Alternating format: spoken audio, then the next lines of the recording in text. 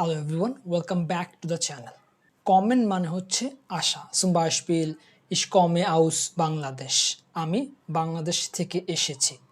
কিন্তু ankommen, aufkommen, bekommen, entkommen, herkommen, hinkommen এগুলোর মানে কি? এছাড়াও যে সকল ভার্ব কমেন রিলেটেড সেগুলো নিয়ে আমরা আলোচনা করব আজকের ভিডিওতে। তো চলুন শুরু করা যাক। প্রথম ভার্বটি হচ্ছে আনকমন। আনকমন মানে হচ্ছে পৌঁছানো। Zum Beispiel ich komme um 8 Uhr an. Ich komme um 8 Uhr an মানে হচ্ছে আমি রাত 8টায় পৌঁছাই।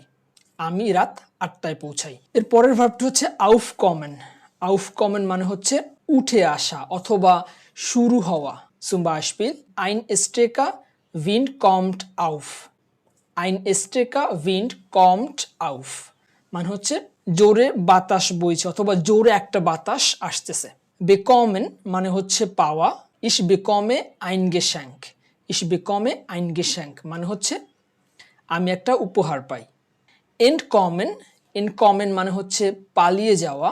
Der Dieb entkommt der Polizei মানে হচ্ছে চোরটি পুলিশের হাত থেকে পালিয়ে যায়। herkommen মানে হচ্ছে এখানে আসা। herkommen মানে হচ্ছে এখানে আসা। Zum Beispiel komm bitte hier, দয়া করে এখানে আসো। hinkommen মানে হচ্ছে ওখানে পৌঁছানো। wie komme ich zum Bahnhof ein মানে হচ্ছে আমি কিভাবে রেল স্টেশনে পৌঁছাবো।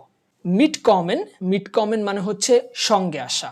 Zum Beispiel kommst du mit ins Kino, তুমি কি সিনেমা দেখতে সঙ্গে আসবে।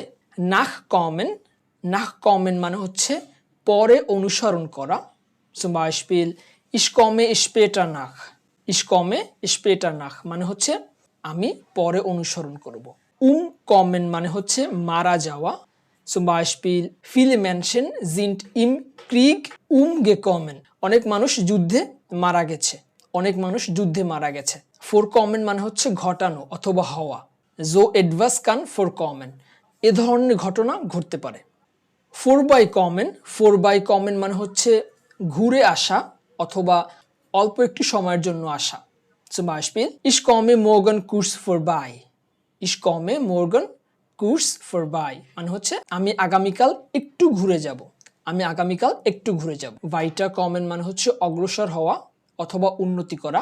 mit Übung komme ich weiter মানে হচ্ছে প্র্যাকটিসের মাধ্যমে বা চর্চার মাধ্যমে আমি অগ্রসর হই।